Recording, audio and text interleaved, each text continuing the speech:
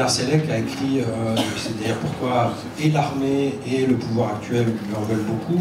Elle a écrit un travail de recherche de sociologue qui s'appelle Vivre en rampant, qui est une analyse de la façon dont on humilie les jeunes turcs au moment du service militaire. Donc elle a travaillé sur les Kurdes, elle a travaillé sur toutes les questions qui fâchent aujourd'hui dans la Turquie contemporaine.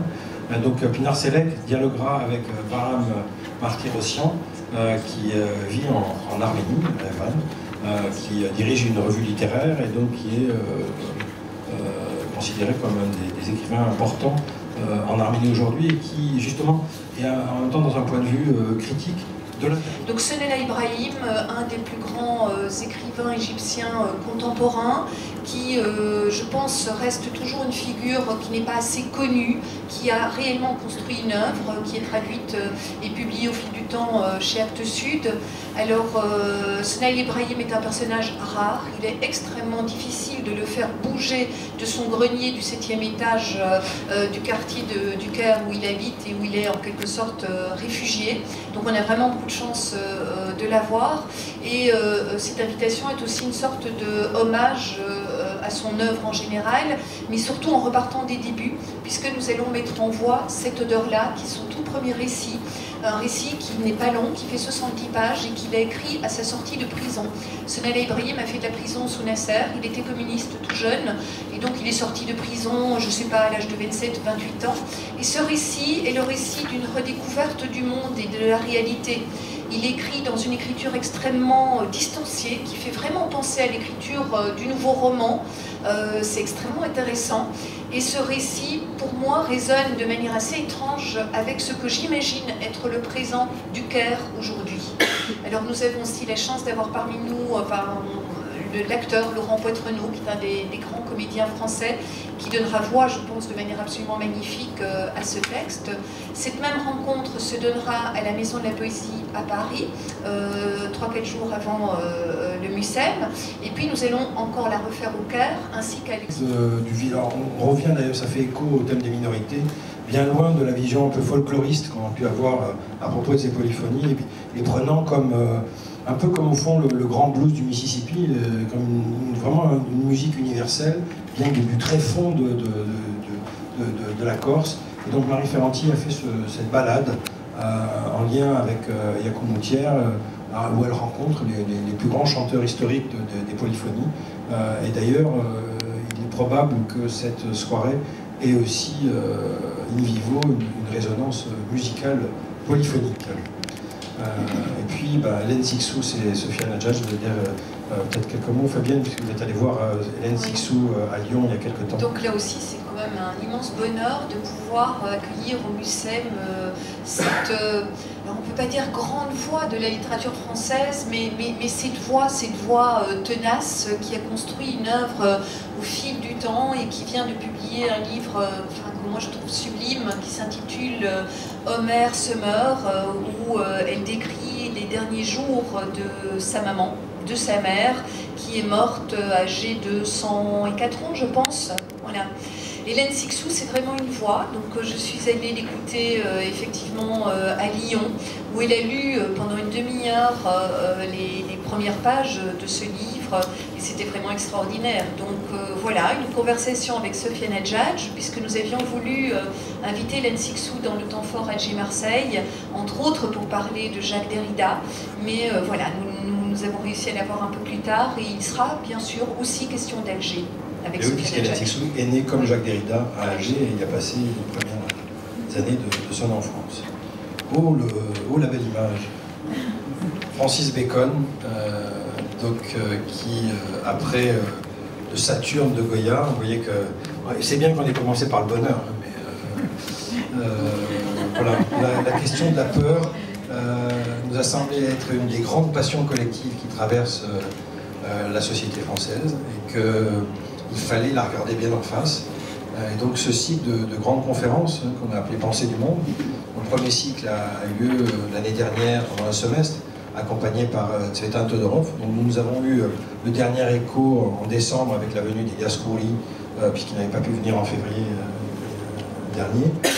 Donc nouveau cycle sur cette grande question qui va être accompagné j'ai un peu comme Tzvetan Todorov, par un grand intellectuel franco-tunisien, Fethi Benslama, qui est psychanalyste, qui dirige le département à la Sorbonne. Et donc, une série d'invités que va vous présenter Fabienne Lerstraten. On est presque au bout des invités, c'est toujours compliqué, puisqu'on essaie justement d'être dans ces pensées du monde, donc d'avoir des figures qui aussi viennent d'ailleurs. Mais on commence par une figure qui vient d'ici, Il est tellement l'historien de l'histoire monde, de l'histoire connectée, mais aussi de l'Italie, puisque c'est sa grande passion, notamment sienne, Patrick Boucheron, qui sera bientôt au Collège de France. Donc il nous fait l'amitié de venir, après être venu une première fois, dans une rencontre là aussi qui était assez magique avec Wajdi Mouawad en 2013. Donc Patrick Boucheron sur un autre registre, là, pleinement d'historiens sur la peur. Donc la peur qui n'est pas seulement un thème français, mais qui est, je pense, aujourd'hui un thème mondial. Voilà, parce que la peur, elle est là partout dans le monde. Il suffit voilà, d'écouter encore ce qui vient de se passer au Pakistan. Voilà, on imagine bien qu'au Pakistan même, les gens sont pétris de peur. Et donc il nous semblait vraiment important d'aborder ce thème, d'oser le regarder, d'oser le penser. Accompagné d'un psychanalyste, c'est certainement une très belle manière d'aborder ce genre de thématique. Et donc nous allons commencer par Patrick Boucheron, comme vous le disait Thierry Favre, et par une première plongée dans l'histoire, parce que Patrick Boucheron, en tant qu'historien, il a travaillé autour d'une très célèbre fresque qui se trouve à Sienne, une fresque du Quattrocento, qui a été peinte par Lorenzetti et qui figure le bon et le mauvais gouvernement, et qui pose la question de comment le bon gouvernement peut regarder, vaincre, surmonter la peur. Voilà, ce sera une conférence qui va aussi partir d'images et de représentations, puisque dans ce cycle, il s'agit aussi bien sûr de défaire les représentations de la peur. Ce que les médias véhiculent, c'est aussi un ensemble de représentations, de préjugés, et donc il s'agit de détricoter au fil des conférences tout cela. Alors évidemment, on voulait avoir aussi une approche quand même un peu géopolitique, et on sait bien que la peur, elle touche à la question de l'islam, qu'elle est liée à un très très vieux conflit entre Israël et la Palestine. Il nous semblait absolument important dans ce cycle d'avoir une voix israélienne, et nous l'avons trouvée en la présence de Idit Zertal.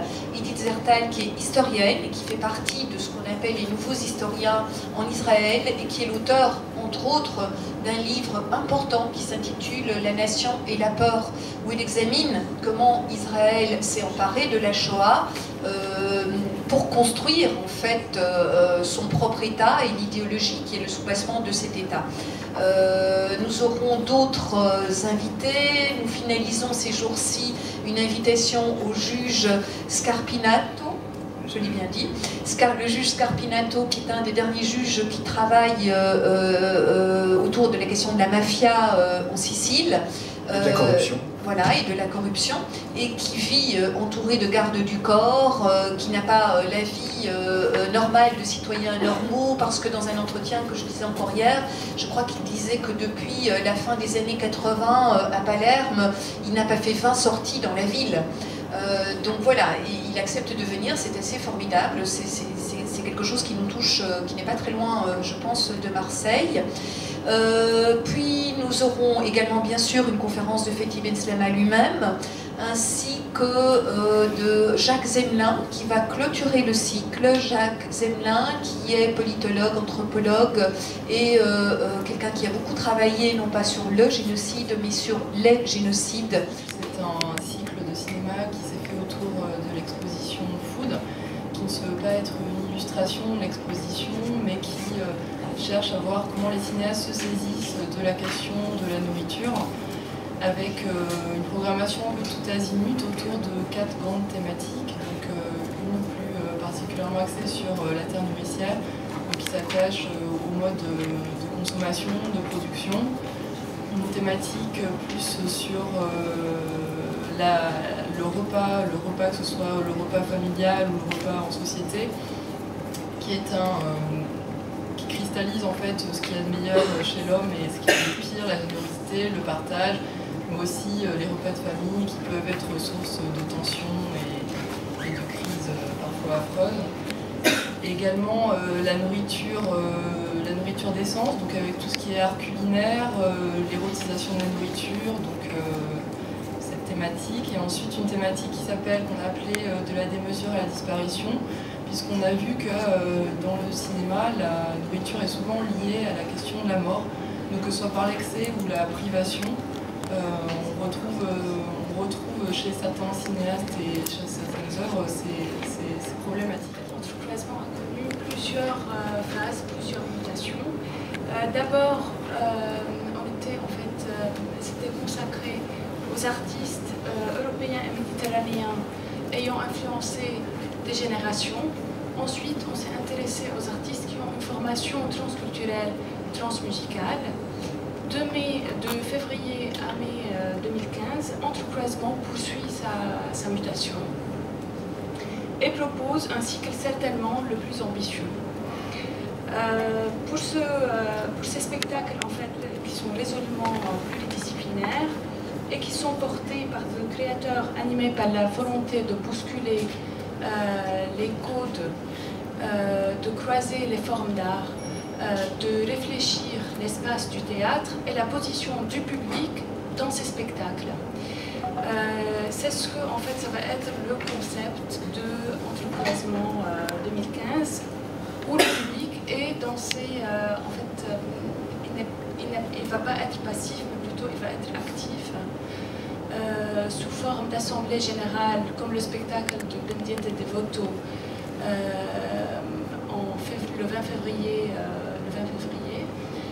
ou comme le spectacle Tunisia le 22 et 23 mai, où le public est invité à un repas. Dans ce cadre, le public devient un acteur à part entière dans ces propositions artistiques qui sont véritablement immersives.